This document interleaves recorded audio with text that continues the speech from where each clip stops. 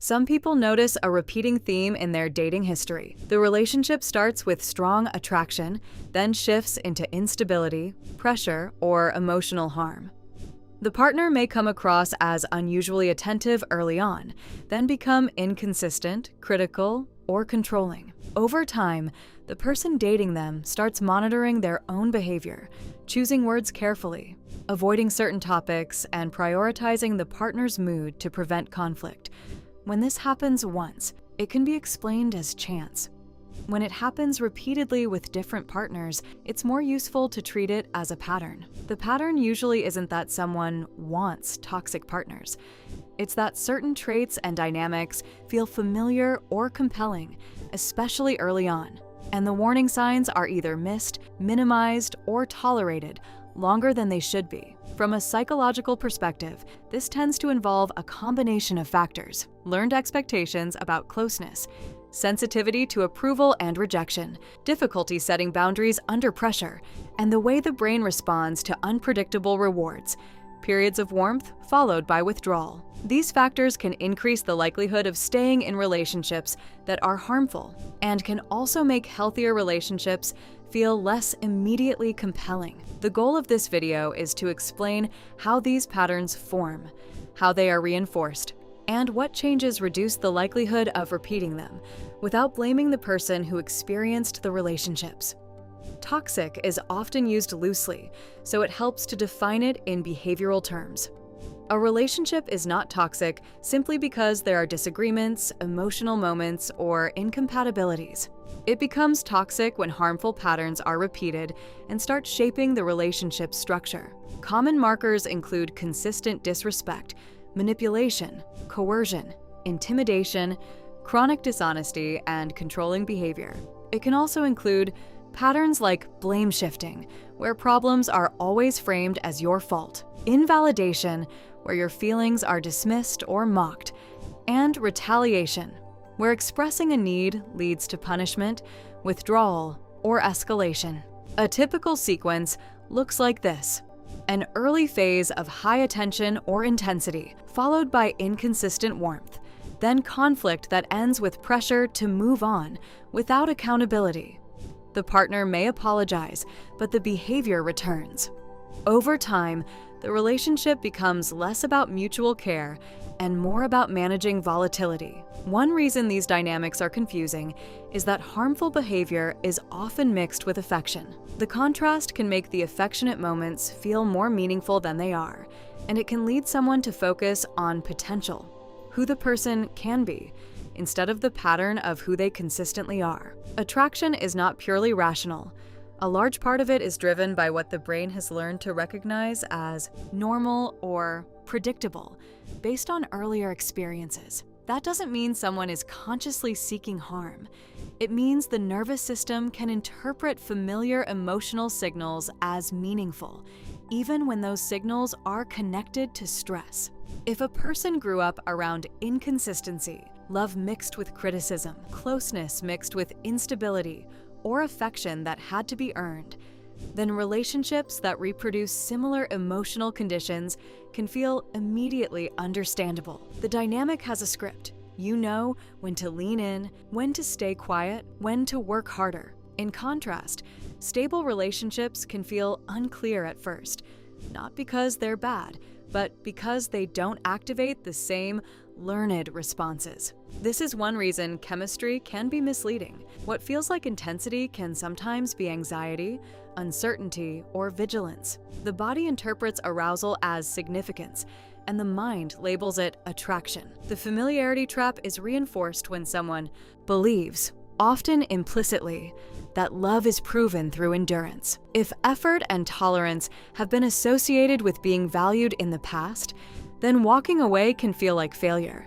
even when leaving is the healthiest option. Recognizing this mechanism is important because it shifts the question from "what's wrong with me?" to "what does my system interpret as normal, and why?" Attachment theory describes how people tend to respond to closeness, uncertainty, and conflict in intimate relationships. These patterns aren't fixed traits, but they can become default strategies, especially under stress. One common pattern is anxious attachment, where a person becomes highly sensitive to signs of rejection.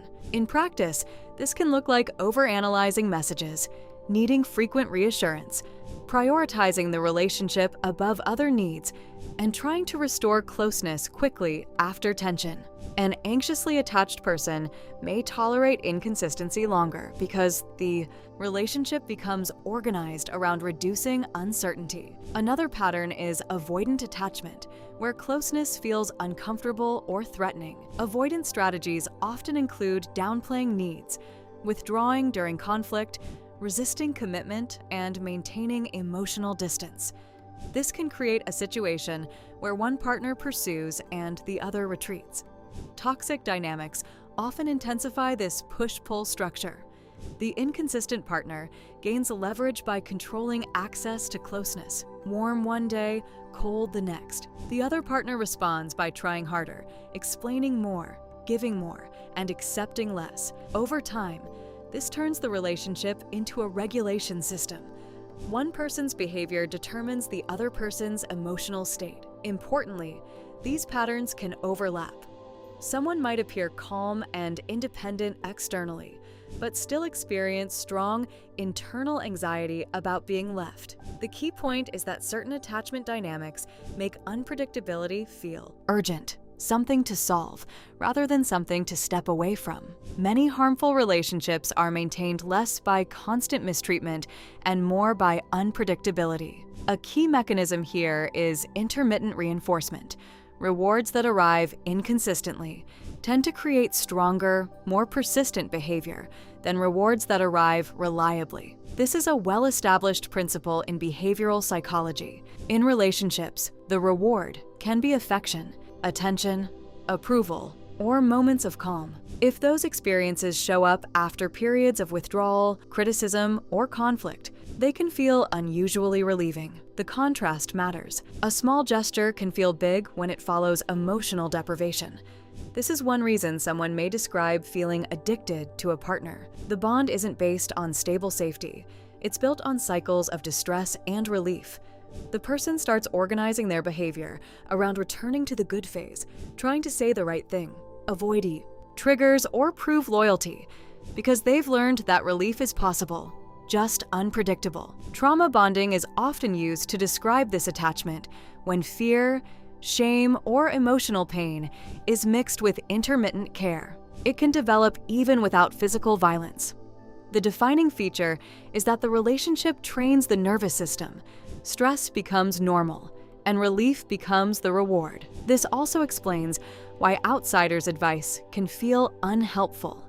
Telling someone just leave overlooks the fact that their brain is now responding to the relationship like a conditioning loop. Leaving can produce real withdrawal-like effects, cravings, rumination, self-doubt, and the urge to re-engage to reduce discomfort. Understanding the mechanism helps separate the experience from moral judgment. Once a harmful dynamic begins, the next question is often, why doesn't the person leave earlier? The most objective answer is that leaving requires two skills working at the same time: accurate threat recognition and effective boundary enforcement under emotional pressure. Boundaries are not just statements like, "I don't like that." They are limits followed by action.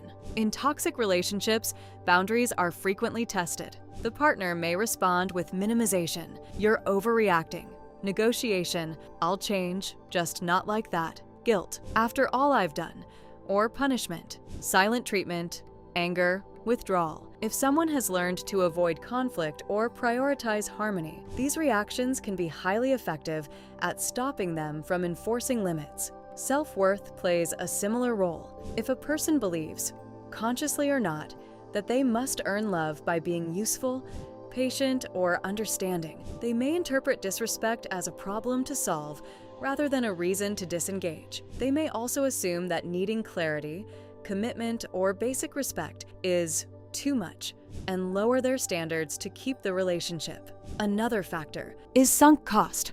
The more time, effort, and emotional investment someone has put in, the harder it becomes to accept that the situation won't improve. The mind keeps looking for the version of the relationship that felt promising early on. From the outside, staying can look irrational. From the inside, it often looks like persistence, loyalty, or hope until the pattern becomes undeniable. It's useful to understand selection without turning it into blame. Many toxic individuals do not target people through a formal plan, but they do respond to feedback. Early interactions function like a screening process. They test what someone will tolerate. These tests can be subtle at first: small disrespectful jokes, quick pressure for exclusivity, boundary pushing around time or privacy, mild guilt when told no, or creating confusion, and then watching whether the other person works to repair it. If the person reinforces the behavior by excusing it, over-explaining, apologizing, or staying highly engaged, the behavior often escalates. Love bombing can be part of this. High intensity early on can accelerate attachment before trust is earned. Then, once commitment is assumed, inconsistency or control increases. The practical takeaway is that selection is often less about who you are and more about what you do when tested. Toxic dynamics tend to progress when early boundary violations have no consequence. When consequences appear early and consistently, many of these relationships end quickly on their own. Breaking the cycle usually involves changing what you treat as attractive and what you treat as acceptable. Practically, that means slowing down early intimacy, paying attention to consistency rather than intensity, and enforcing small boundaries before the relationship becomes emotionally expensive. Healthy relationships tend to feel predictable.